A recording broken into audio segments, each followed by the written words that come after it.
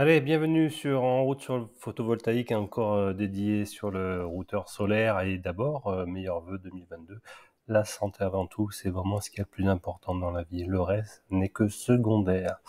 Allez, on y va. Je voudrais revenir un peu sur le plateforme IO, puisque j'ai eu des questions qui sont assez pertinentes. Et bon, le code actuel, c'est la version 1.5. Et Guillaume, bon, ça fait quelques temps qu'il il est occupé, donc j'espère qu'il pourra mettre à jour en fonction des remarques que je vais lui dire là, que vous allez voir dans cette vidéo. Alors tout d'abord, je trouve que dans le settings.h, en fait, vous aviez des options mini, options maxi, et en fait, je trouve que c'était à matière à confusion. En fait, vous avez des options qui sont communes à la fois mini et maxi. Et je me suis par exemple permis de remettre l'option F50 Hz. En fait, elle est commune aux deux, et donc elle était en place sur la maxi, donc on pouvait croire qu'on pouvait la commenter. Non, pas du tout. Et il faut absolument la mettre, sinon ni la mini ni la maxi ne fonctionnent. Donc j'ai mis écran OLED, écran inversé, puisque c'est juste histoire de boucher, de faire une rotation de 180 ou 90 degrés, et également mesure de température. Alors moi, le cas présent, et ça va être un peu l'objet de la deuxième partie de cette vidéo, je ne peux pas mettre de sonde de température physiquement sur le routeur solaire, parce que mon Comulus se trouve à l'étage et mon routeur au rez-de-chaussée. Donc je ne peux pas tirer de fil entre les deux. Donc il va falloir passer, en fait, transmettre l'information de température par MQTT. Et je vais vous montrer comment. Et donc, si vous voulez donc transmettre cette information de température, on va dire de façon décentralisée par MQTT, il faut mettre en commentaire cette mesure température. Le problème, c'est qu'à l'état actuel, si vous le mettez en commentaire, vous avez une erreur de compilation. Donc je vais vous montrer comment modifier ça, et ça sera corrigé, j'espère, dans une version 1.6. Et puis les autres fonctions qui sont communes, c'est le Wi-Fi serveur, MQTT et l'OTA. Ça, c'est vraiment commun entre la mini et la maxi. Et en fait, les deux options qui sont vraiment spécifiques à la maxi sont le PSM et la sortie 2 du TRIAC, puisqu'il y a vraiment physiquement les deux sorties. Alors, on va revenir sur cette histoire d'erreur de compilation lorsque vous commentez mesure température.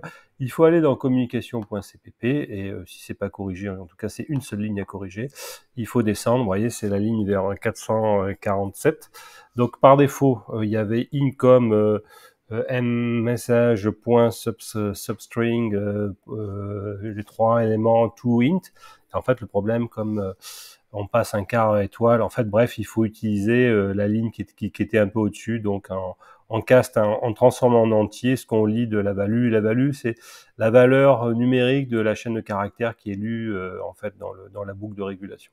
Donc voilà, vous remplacez par cette ligne-là, vous recompilez, et là, normalement, tout se passe bien après avoir mis en commentaire la mesure de température, si vous n'avez pas de sonde de Dallas physiquement connectée, je le répète. Donc, c'est une bonne chose, et donc vous avez flashé par OTA. Et ce que je voulais vous montrer un peu, c'est également que j'ai un peu rangé les topics MQTT un peu à l'intérieur d'un topic général, histoire que ça soit pas un peu le bordel au niveau de mon architecture MQTT. Alors, on se retrouve sur la page du routeur solaire. Donc, moi, vous connectez sur votre IP local. Moi, c'est en 192.168.1.39. Et ce que vous allez, c'est aller dans le deuxième onglet, communication, troisième onglet.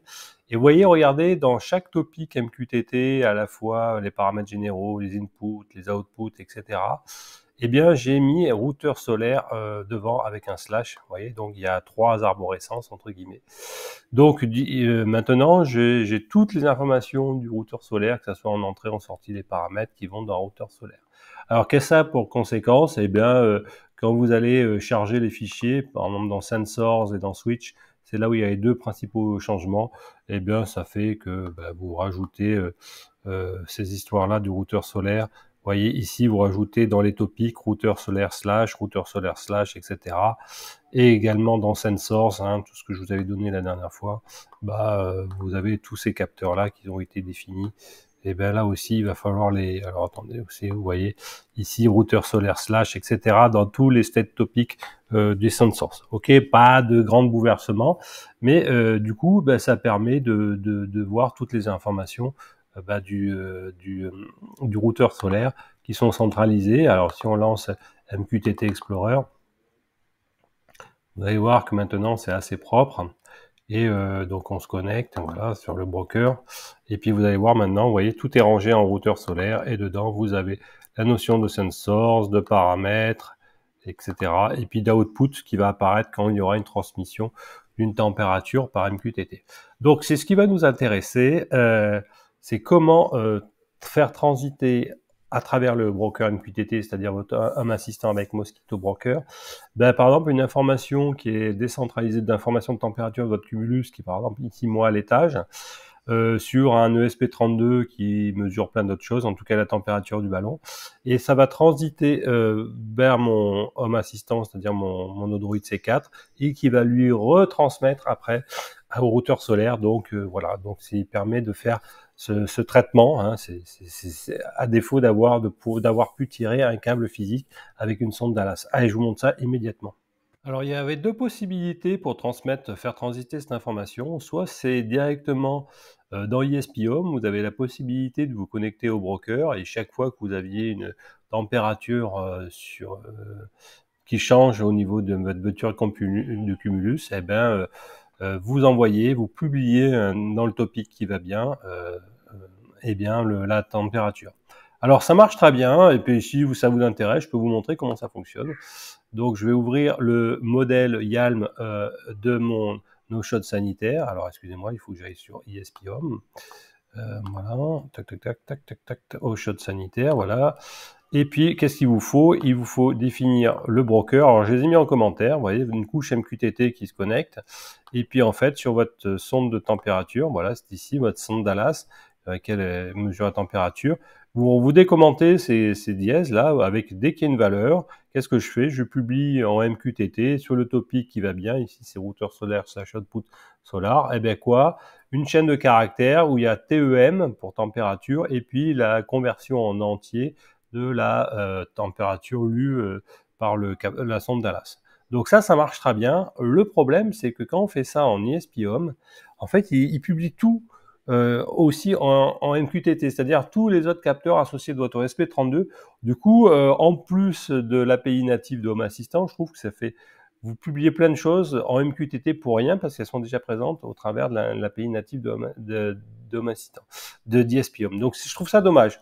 Alors, ce que je vais vous proposer, c'est plutôt faire ça, une automatisation en Home Assistant, voilà. Donc, c'est une autre façon de faire. La deuxième façon, c'est celle que je privilégie. Et donc, on va faire une automatisation. Donc, je l'ai déjà faite évidemment pour vous. Et voilà, je l'ai appelé ECS température vers routeur solaire. Donc, c'est bien du ballon d'eau chaude qui retransmet. Voilà. Donc, on va l'éditer et on va trouver donc le nom de l'automatisation, c'est un mode single. Et en fait, on va dire que dès qu'il y a un changement d'état, en fait, voilà, c'est le trigger. Changement d'état, quel qu'il soit, dès qu'on change de température, même d'un centième de millionième de degré, il va y avoir un changement d'état. Donc voilà. Et qu'est-ce qu'on fait? On fait une action. Alors l'action ici, vous voyez que on peut pas le faire à la souris, parce que c'est du payload templating, d'accord? Qu'est-ce qu'on a? On publie un paquet en MQTT, ou ça sur le topic routeur solaire output solar, on fait la même chose.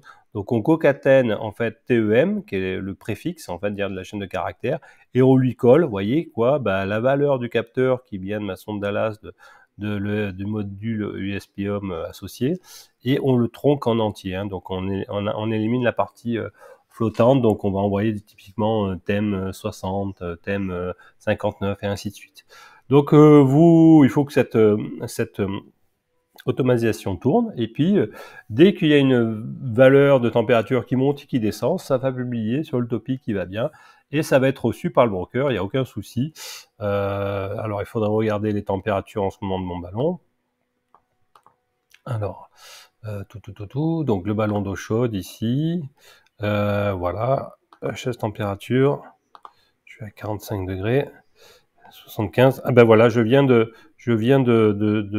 changer de température, et donc normalement, on devrait voir, vous voyez, dans Output, pouf, ça vient d'être publié automatiquement, voilà. Donc j'étais à 45,75, il m'a mis donc temp 45, puisqu'il a tronqué que la partie, il a gardé que la partie entière. Donc ça fonctionne bien, il n'y a rien à dire.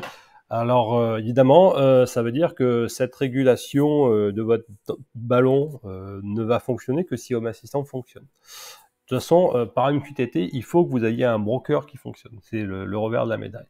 Alors, est-ce qu'on aurait pu faire communiquer directement le routeur solaire à un ESP? Non, non, parce que en fait, on s'est appuyé sur un protocole MQTT, donc par un broker. Par contre, ce que vous pouvez faire, c'est mettre sur une machine séparée juste la partie broker. Si vous avez peur que ça crache, vous séparez les problèmes. Bon, j'espère que cette petite vidéo vous a plu et je vous souhaite encore une bonne et heureuse année 2022. À bientôt.